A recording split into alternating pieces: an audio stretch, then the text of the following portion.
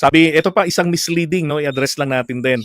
Ang sabi ni Attorney Vic Rodriguez, ang Pilipino dapat litisin ng kapwa niya Pilipino at litisin sa korte sa Pilipinas, hindi sa dahig o saan mang banyagang lugar. Attorney, dapat i-disbar ka eh. Bakit po? Ha? Kasi misleading. Tingnan nyo ha. At gusto kong tanong sa kanya eh. No? Sana may magtanong sa kanya.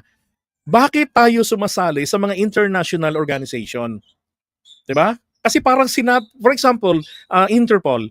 Bakit tayo sumali sa Interpol? 1950s pa lang, member na tayo noon. Kung daw nagkakamali. Ano bang ibig sabihin? Ang Pilipino dapat hulihin lang, arestuhin lang ng kapwa Pilipino, ganun ba 'yon? 'Di ba? Ganun ba 'yon? Oh, kalokohan.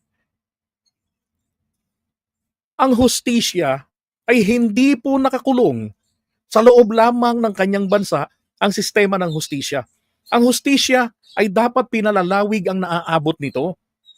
Nang sa ganun, walang makakatakas sa hustisya. Hindi katulad ng, tingnan niyo yung ginawa ni Duterte. Pumatay ng napakaraming tao, pinagmamalaki pa niya. Di ba? Nung mayor pa siya, pinagmamalaki niya yon nung presidente na siya. Ano nangyari? Dahil kinasuhan siya sa ICC, kumalas. Inalis ang Pilipinas sa Rome Statute. Bakit? Sino bang mabibenepisyo ng pagkalas? Sa tingin niya mabibenepisyohan siya, pero isang pagkakamali yun. Sapagkat mayroong provision doon na nakapaloob.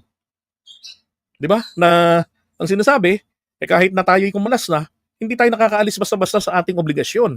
At kung sakali man, may obligasyon pa rin tayo na makipag-cooperate sa anumang proceedings na kanilang nasimulan.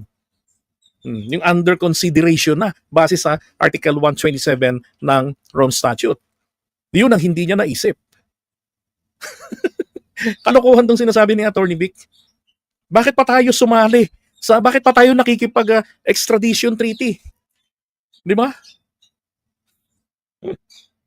Kalokohan. O extradition treaty, yung tao na, yung Pilipino na nandoon, yung may kasalanan sa atin, ihingiin natin, ilipat mo rito sa amin yan, may atraso yan. So isang dayuhan, dalhin mo yan rito, may atraso yung mamamayan mo. Di ba? Kailangan managot yan sa amin. Kung sabihin rin nila sa atin, ang kababayan namin, kami lang ang lilitis, and then, fuck the extradition law. Di ba? Kalokohan yun.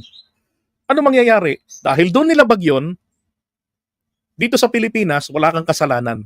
Kasi doon mo yun ginawa eh. Pangungunsinti yan. Di ba?